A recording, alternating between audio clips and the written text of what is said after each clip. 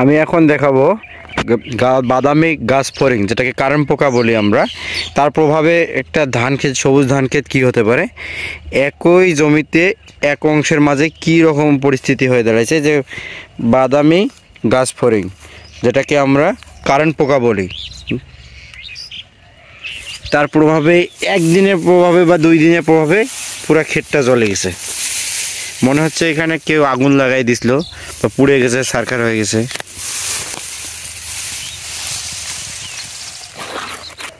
আক্রমণ করছে। কারেন্ট পোকার ক্ষতির পরিমাণটা দেখেন, ধানের গাছের গোড়া একেবারে শোষণ করে নিছে। এই পোকাকে ধানের শোষক পোকা বলা হয়। যে জমিতে এই পোকাটার প্রভাব একবার দেখা দিবে, এই জমি পুরাটাই নষ্ট হয়ে যাবে। তো আমরা এখন সরাসরি কারেন্ট পোকার দেখাবো, কারেন্ট পোকা কীরকম হয়।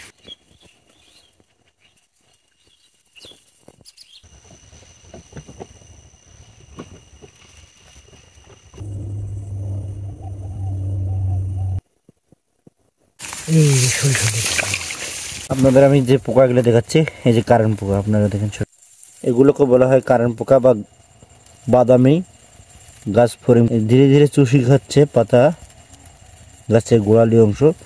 পরে এই গাছটা শুকিয়ে যাবে, মনে হবে আগুনে পুড়ে গেছে।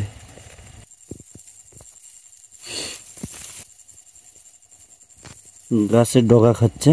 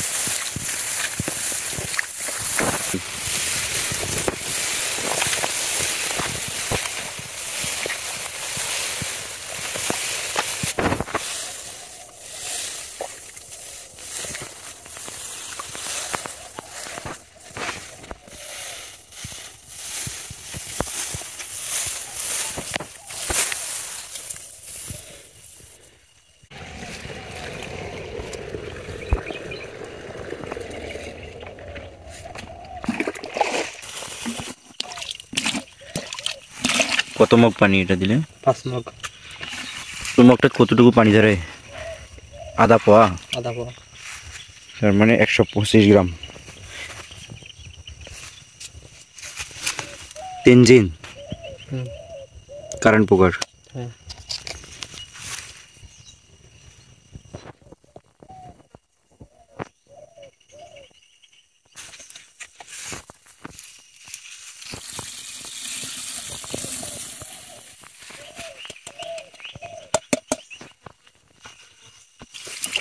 এটা আগে গোলাইতে হয়, দানাটা পানির সাথে ভালোভাবে মিক্স করতে হয়।